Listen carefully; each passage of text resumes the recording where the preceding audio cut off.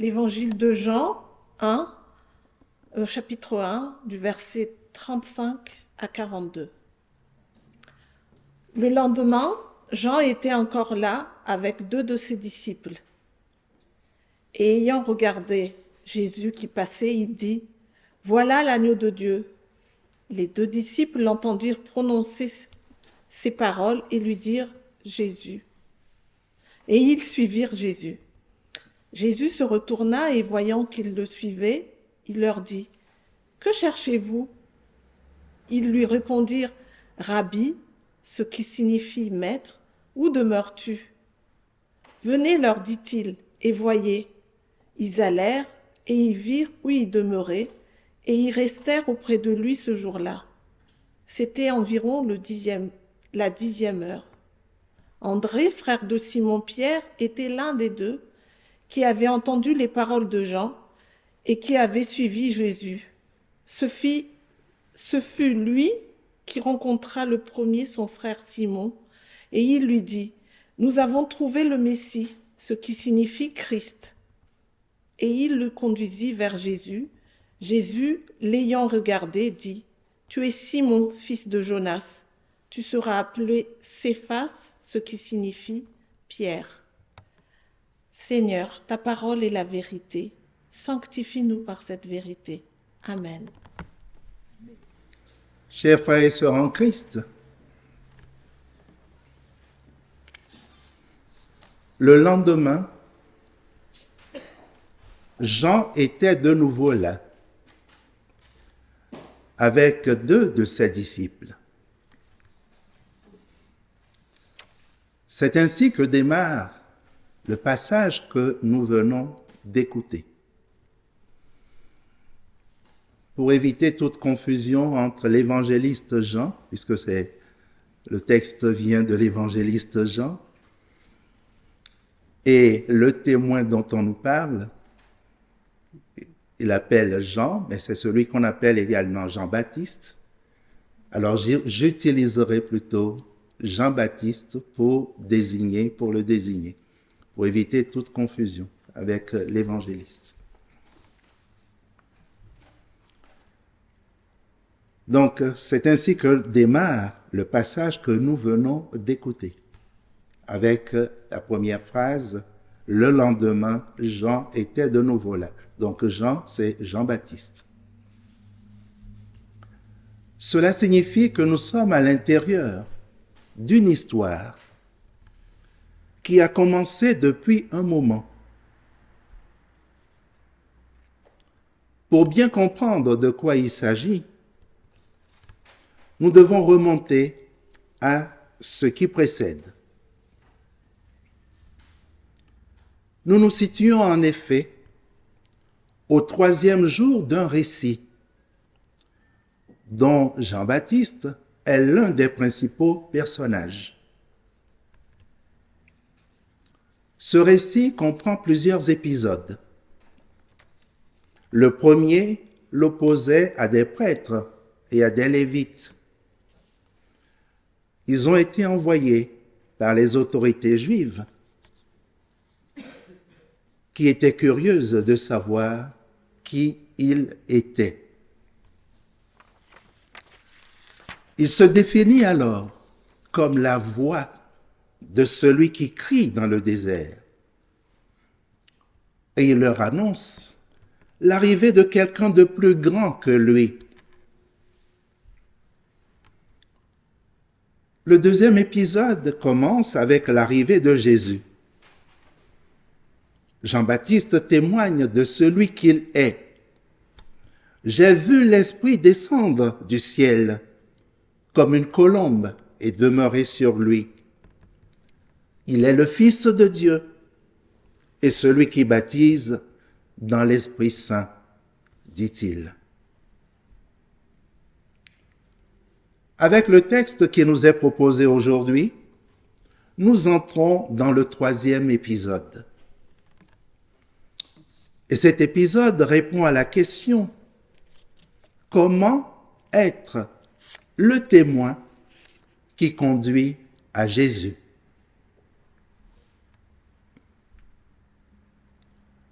Vous connaissez sans doute la façon dont Jésus a recruté ses premiers disciples, selon Marc et selon l'évangile de Matthieu.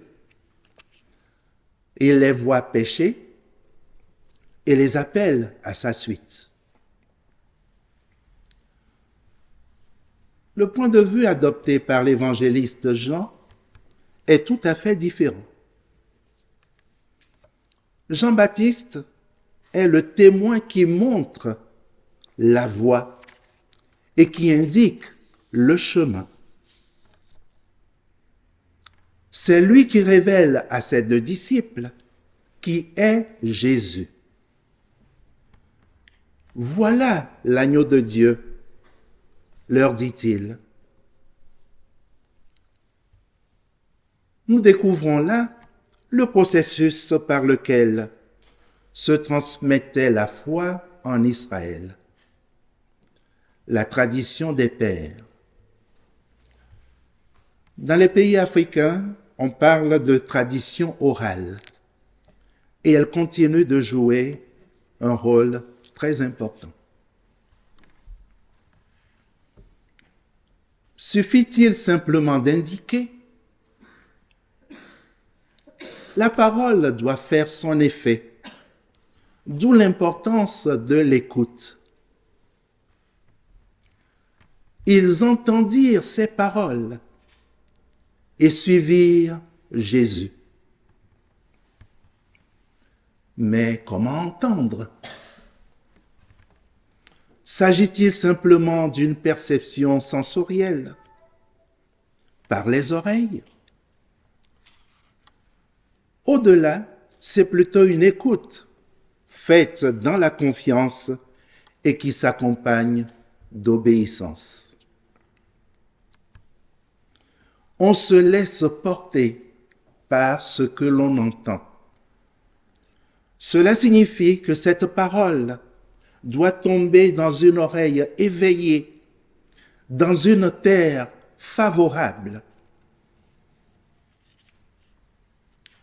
C'est la bonne terre qui reçoit la semence, d'après les mots de Jésus dans la parabole du semeur, en Marc, chapitre 4, verset 8. Cette semence monte, elle grandit et finit par donner du fruit. Tel est le parcours fait par la parole lancée par Jean-Baptiste. Elle met en mouvement ses deux disciples et ils suivent Jésus. André, à son tour, s'en saisit pour la communiquer à son frère Simon. Et il le conduit vers Jésus.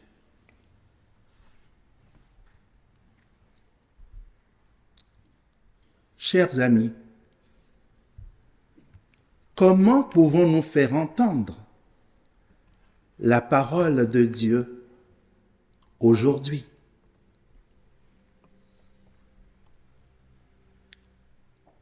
Comment devenir son témoin dans une société où on veut de moins en moins entendre parler de lui?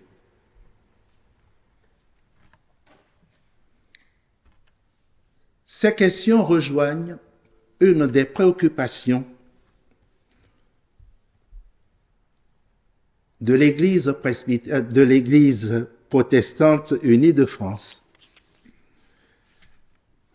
Devenir une église de témoins. C'est un petit document intéressant que vous trouverez sur le site de l'église.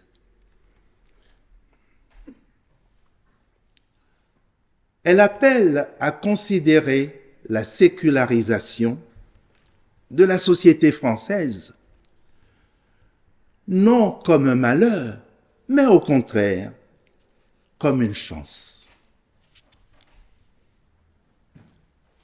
Cela vous surprend sans doute. Elle relève en effet un paradoxe les gens refusent de se reconnaître dans les institutions qui leur disent ce qu'il faut croire, ce qu'il faut faire. En revanche, ils sont à la recherche de témoins authentiques qui osent dire ce qui les fait vivre, leur passion, leur fragilité, la traversée d'une épreuve. Il s'agit pour nous de découvrir ou de redécouvrir que l'Église existe pour ceux qui n'y sont pas, pour tous ceux qui sont dehors.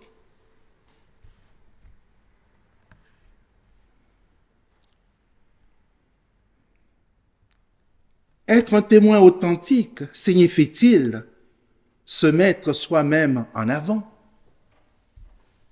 Le témoin biblique met plutôt au premier plan Dieu, le Dieu vivant qui sauve son peuple. Il met en avant Christ qui libère et il met en avant l'Esprit qui renouvelle notre existence. C'est ce que fait Jean-Baptiste lorsqu'il dit « Voilà l'agneau de Dieu ». Vous l'avez certainement remarqué, il disparaît de l'histoire après avoir prononcé cette phrase. Tout se joue en dehors de lui.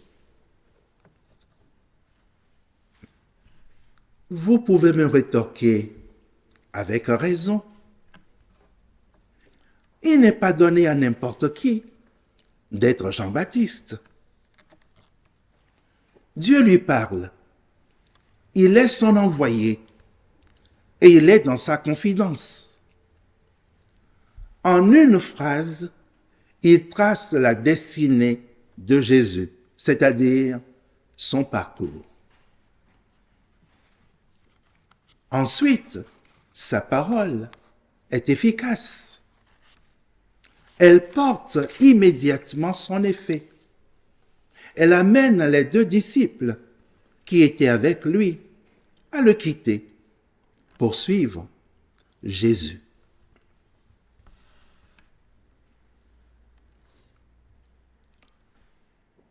Que cherchez-vous? Leur demande Jésus. En guise de réponse, il lui pose à leur tour une autre question. Rabbi, où demeures-tu? Jésus se montre pratique. Il est dans une dynamique et les invite à le suivre. Venez et vous verrez. Le narrateur aiguise notre curiosité, notre désir de savoir où peut bien résider Jésus, le Fils de Dieu. Ne disait-il pas lui-même, les renards ont des tanières, les oiseaux du ciel ont des nids, mais le Fils de l'homme n'a même pas où poser sa tête. C'est donc à juste titre que nous sommes curieux de savoir à quoi peut ressembler le logement de cet infatigable marcheur. Mais le narrateur nous laisse sur notre faim. Il se contente juste d'évoquer le lieu sans le décrire. Les 2 invités surprises ont dû se sentir bien puisqu'ils demeurèrent auprès de lui ce jour-là. Qu'est-ce qu'ils ont fait? De quoi ont-ils parlé?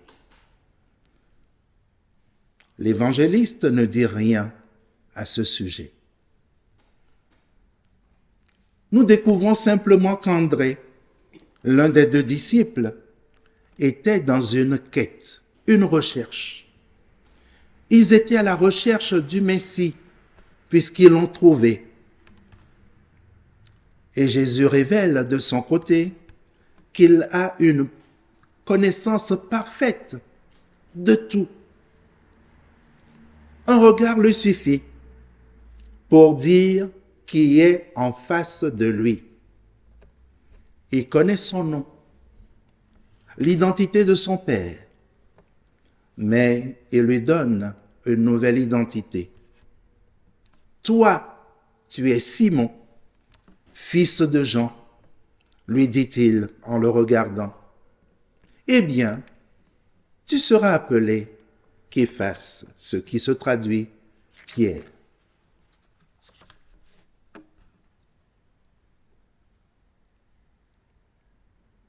Pourquoi suivre Jésus? Est-ce juste par curiosité? Que cherchez-vous? Leur demande-t-il. Et non, qui cherchez-vous? Cela signifie la quête de valeur et non d'une personne. Jésus les laisse face à leur liberté. La liberté suppose un choix. Les deux venaient de quitter Jean-Baptiste. Veulent-ils partager la vie? Veulent-ils partager la vie du nouveau maître et croire en lui? Le suivre, c'est choisir en toute conscience une voie difficile, semée d'embûches. L'ont-ils bien compris? L'agneau de Dieu, c'est en effet le serviteur souffrant que nous décrit le prophète Ésaïe. Méprisé et abandonné des hommes, homme de douleur et habitué à la souffrance, il assume les faiblesses des autres. Bien qu'il soit innocent, il a porté nos souffrances et s'est chargé de nos douleurs. Ésaïe 53, versets 3 et 4. Présenter Jésus comme l'agneau de Dieu, c'est tracer en peu de mots le plan de Dieu qu'il est appelé à réaliser.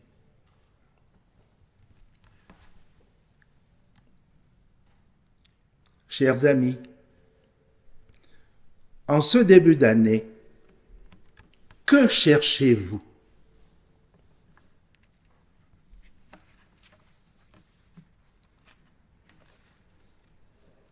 Guérir d'une maladie? Réussir à des examens? Réussir votre vie professionnelle? Construire une famille heureuse avec des enfants épanouis?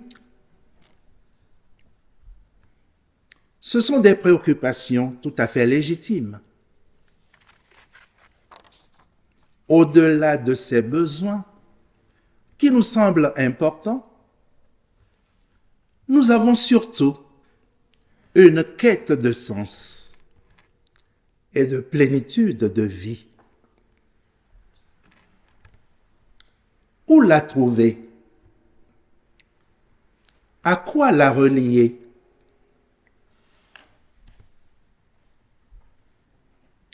À nous aussi, Dieu nous parle aujourd'hui. Lorsque nous nous plaçons sous son regard,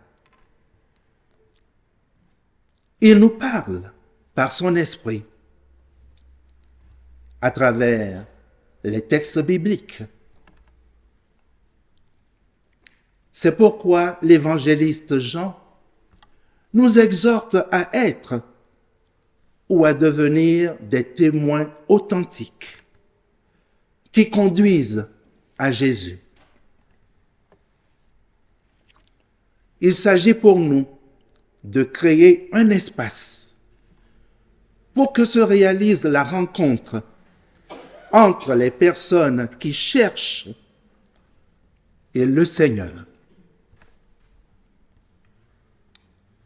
Il est le roc sur lequel nous pouvons tout bâtir. Il nous connaît, chacune et chacun, comme il connaît Simon, à qui il donne une nouvelle identité.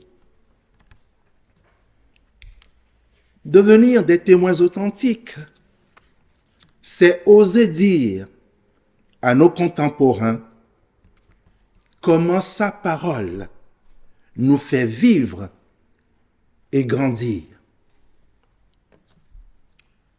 Leur montrer que suivre Jésus, c'est trouver son plaisir en lui, en l'accompagnant dans sa marche résolue vers la croix. Suivre Jésus, c'est devenir à notre tour celui qui le révèle à d'autres, comme Jean-Baptiste, comme André. C'est leur permettre de participer à la relation qui unit Jésus au Père. C'est leur permettre de connaître à leur tour la voie royale qui conduit de la croix à la gloire.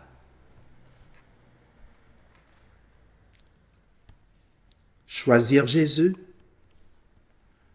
c'est choisir le lieu de la vie véritable, où l'on trouve la sécurité, la plénitude qui donne sens à la vie. C'est sortir des ténèbres pour accéder à la lumière. Suivre Jésus, chers amis, c'est devenir ensemble une communauté de témoins pour les autres. Amen.